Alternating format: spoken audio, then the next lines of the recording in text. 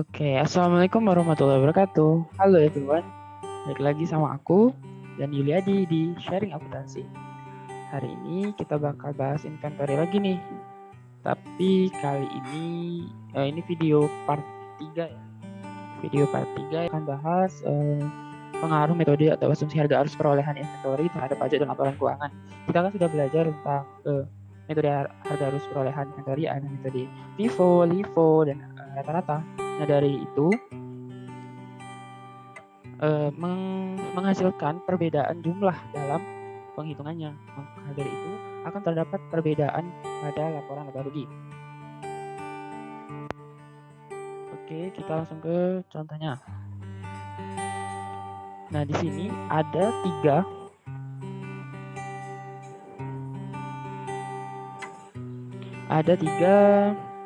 laporan keuangan menggunakan metode FIFO, LIFO, dan rata-rata. Untuk di metode FIFO, total penjualan sebesar 2.980, yang di LIFO juga sama 2.980, dan juga di average juga sama. Kita akan mencari perbedaan yang mencolok antara tiga metode ini. Kemudian di sini ada retur juga sama. Kemudian untuk melihat perbedaannya ya. Kemudian didapatkanlah penjualan bersih. Nah, yang membedakan di sini adalah harga pokok penjualan. Kita ingat lagi bahwa harga pokok penjualan untuk metode FIFO adalah jumlah barang yang tersisa dikali dengan harga perolehan akhir. Nah, kemudian untuk metode LIFO yaitu kita ingat lagi harga pokok penjual. Itu untuk maaf ya, tadi salah, ini harga pokok penjualan. Ini jumlah barang yang terjual dikali dengan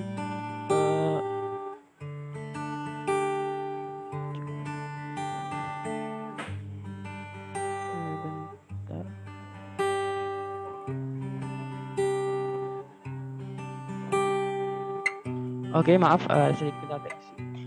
Untuk harga pokok penjualan kita ingat lagi bahwa jumlah barang yang terjual dikali dengan harga perolehan awal. Sedangkan untuk metode LIFO adalah untuk harga pokok penjualannya jumlah barang yang terjual dikali dengan harga perolehan pada periode akhir-akhirnya. Di sini terdapat kalau untuk metode average kita mencari harga rata-ratanya, harga perolehan rata-rata. Nah, untuk harga FIFO, metode FIFO di sini harga pokok penjualannya sebesar 1.720.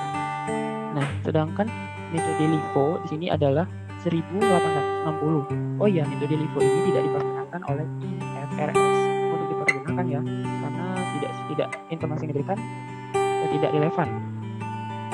Oke, lanjut. Di sini harga pokok penjualannya 1.720 untuk metode LIFO, kemudian kita kurangkan penjualan bersih dikurang harga pokok sama dengan laba kotor. Laba kotor di sini adalah 1.160. Nah, ini lebih besar dibandingkan dengan harga pokok penjualan metode LIFO. Metode LIFO harga pokok penjualannya 1.860 dan laba kotornya sebesar $1.020. Artinya apa? Jika harga pokok penjualan lebih kecil, semakin kecil, maka laba kotor akan semakin besar. Nah, jika harga pokok penjualan itu besar, maka laba kotor akan menjadi kecil. Nah, di sini metode average berada di tengah-tengah dari metode FIFO dan LIFO.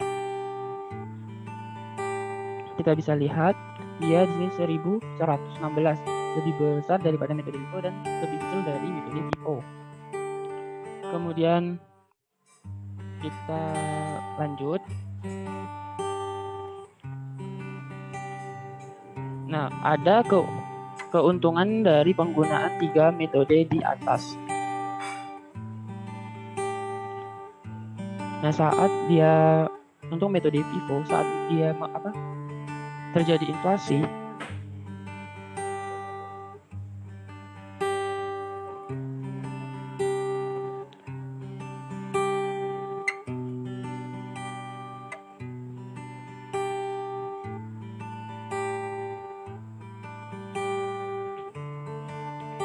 baiklah, untuk keuntungan penggunaan ketiga metode di atas bisa kita lihat tadi ya. Untuk metode FIFO, dia menghasilkan harga pokok yang lebih rendah karena menggunakan harga lebih lama. Hal ini berefek pada laba perusahaan yang akan naik juga dengan kerugian akhir yang sejalan dengan naiknya laba perusahaan. Kemudian untuk metode LIFO berkebalikan nih dengan metode FIFO. Dia ini menghasilkan harga pokok yang lebih tinggi yang tadi saya jelaskan, makanya dia menghasilkan laba yang lebih rendah. Harga pokok yang tinggi ini karena dia menggunakan harga pembelian terbaru. Nah juga hal ini berujung pada laba perusahaan yang akan turun dan akun persediaan yang tersaji dalam laporan neraca juga akan turun. Nah tidak sesuai dengan kenyataan ya, maksudnya harga sekarang itu kan harusnya lebih besar, tidak kecil daripada yang lalu-lalu. Makanya metode LIFO ini tidak disarankan untuk dipakai. Kemudian keuntungan metode rata-rata, dia ini merupakan nilai titik tengah dari naik turunnya harga, maka dari itu metode rata-rata akan mendapatkan titik tengah dari harga pokok. Kemudian kira-kira pengaruhnya pada pajak apa? Nah kita bisa langsung hitung di sini. Nah kita misalkan dulu tarif pajaknya sebesar 25% gitu ya. Kita tinggal kalikan saja.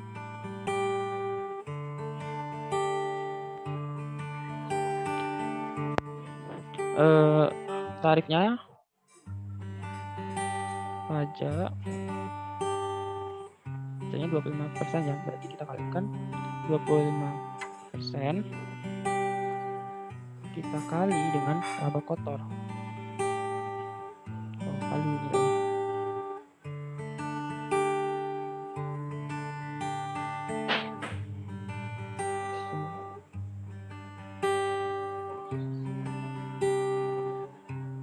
Ini nilainya kurang jelas. Nilai pajaknya 290. Kemudian sama dengan ini laba kotor, kita kurangkan dengan pajaknya sama dengan ini laba bersih.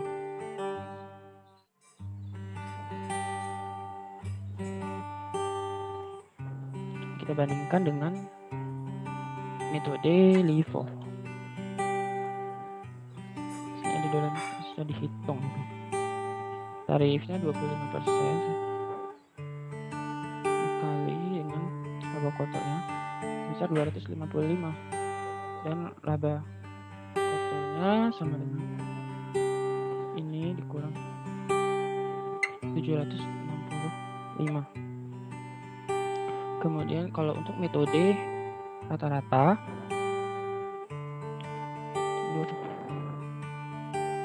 dikali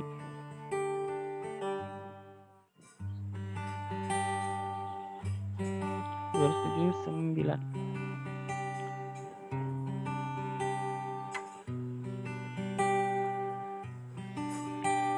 837. Nah bisa kita lihat bahwa pajak yang dihasilkan pada metode FIFO ini lebih tinggi daripada kedua metode yang lain. Di sini berarti kan dari segi perusahaan mengeluarkan uang pajak lebih tinggi daripada metode LIFO ataupun metode average rata-rata. Nah sedangkan jika perusahaan menggunakan metode LIFO, maka pajak yang dia bayar itu lebih rendah daripada dan ini tidak sesuai dengan ini.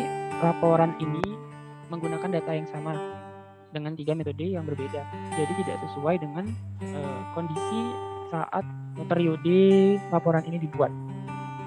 Nilai untuk metode LIFO ini tidak sesuai dengan laporan yang ada pada periode sekarang. Kenapa tidak disarankan untuk dipakai? Nah, untuk metode average, dia ini kan mendekati dengan metode FIFO. Nah, makanya banyak perusahaan menggunakan metode FIFO dan metode rata-rata. Karena dari segi pajak dia lebih kecil daripada metode FIFO, tapi tetap nilainya sesuai dengan kenyataan yang ada di perusahaan. Kemudian kita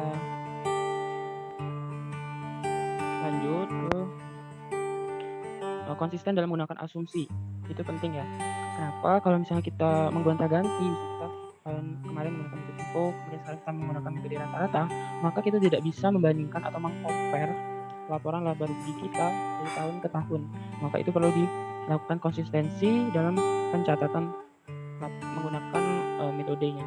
Nah, kalaupun kita ingin mengganti satu metode ke metode lainnya, itu akan bisa dibilang merepotkan. Karena misalnya kita tahun kemarin menggunakan metode FIFO, tahun ini kita menggunakan metode LIFO, maka tahun kemarin kita harus susun ulang lagi menggunakan metode LIFO. Karena untuk tujuannya untuk membandingkan laporan tahun kemarin dengan laporan tahun sekarang. Kemudian kita lanjut ke penilaian tambahan persediaan. Ini menggunakan lower of cost or net realizable value. Tujuan dilakukan penilaian berdasarkan lower of cost or net realizable value atau LOCUNRF oleh pengaturan terhadap manfaat sisa dari barang-barang persediaan tersebut. Hal ini dilakukan misalnya untuk menghitung kira-kira nih berapa jika nilai sebenarnya harga perolehan itu tidak kita dapatkan karena misalnya pengaruh dari teknologi, kemudian persaingan yang harganya lebih murah, nah maka dilakukanlah lower of cost or net realizable value. Nah, misalnya kayak contohnya itu yang paling simpel tuh handphone. Setelah kita beli handphone merek A seri 1 sebesar 2 juta. Kemudian bulan depan muncul lagi series A merek A series 2 yang spesifikasi HP-nya itu atau smartphone-nya itu lebih bagus. Maka smartphone yang merek A series 1 ini akan mengalami penurunan harga. Orang nggak akan mau beli lagi yang series 1, makanya dijual lebih murah. Maka dari itu dibuatlah menggunakan lower of cost or net realizable value. Nah, di sini ada contoh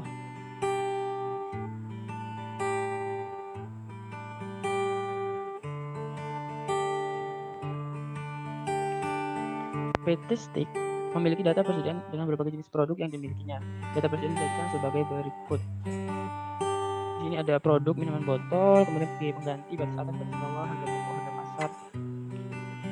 Nah, untuk di sini harga pokok bersumber dari perhitungan historisnya, yaitu berdasarkan metode FIFO atau average. Kemudian ada harga pasar. Harga pasar ditetapkan berdasarkan biaya pengganti, replacement cost-nya. Nah, biaya pengganti sendiri atau replacement cost, penggunaan biaya pengganti memungkinkan persediaan yang sama untuk mempertahankan tingkat laba kotornya. Ada kalanya penurunan biaya pengganti suatu barang tidak menunjukkan penurunan manfaatnya.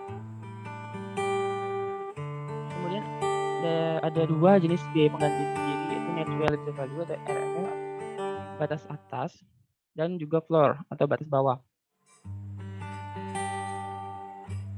Nah, di sini biaya pengganti minuman botol minum A 44.000 dan batas atasnya 60.000. Nah, batas bawahnya 52.000. Harga pokoknya 40.000, harga pasarnya 52.000. Nah, di sini diminta berapa besar nilai present akhir dalam menggunakan metode untuk per jenis kelompok dan total keseluruhan. Nah, dari NRF-nya di sini minuman botol A 44.000, NRF-nya sebesar 60.000 atau batas atasnya. Kemudian batas bawahnya 52.000 atau floor. MV market value-nya di sini 52.000 dan harga pokoknya 40.000. Maka kita akan mengambil harga nilai persediaannya, yaitu yang paling rendah, yaitu yang dari harga pokok sebesar 40.000. Nah, kemudian untuk yang minuman botol B di sini biaya penggantinya replacement cost-nya 45.000. Kemudian net realizable value sebesar 50.000 dan batas bawahnya floor-nya 35.000. Kita bandingkan antara harga pasar dan harga pokok. Yang mana yang lebih rendah itu yang dipakai dalam menggunakan metode lower of cost or net realizable value. Maka kita ambil yang market value-nya 45.000 karena lebih rendah daripada harga pokoknya. Kemudian ada minuman botol C. Di sini replacement cost-nya 22.500 dan NRF-nya 20.000. Floor-nya 15.000. Nah, di sini market value-nya 20.000. Sedangkan harga pokoknya itu 25.000, maka kita ambil per individunya itu 20.000 yang paling rendah. Begitu juga total per timnya, dijumlahkan antara market value dan harga pokoknya. Kita lihat mana yang paling rendah, yaitu yang harga pokoknya 115 itu yang digunakan. Kemudian lanjut ada penilaian tambahan persediaan. Ada metode laba kotor atau gross profit margin. Metode ini sering digunakan oleh auditor bila diperlukan taksir rendah persediaan, dan metode ini juga sering digunakan apabila persediaan atau catatan atau dokumen persediaan terbakar. Kemudian ada metode harga eceran atau retail inventory method. Metode ini digunakan apabila perusahaan menjual barang secara eceran, di mana penilaian persediaan dapat dinilai dengan metode identitas khusus.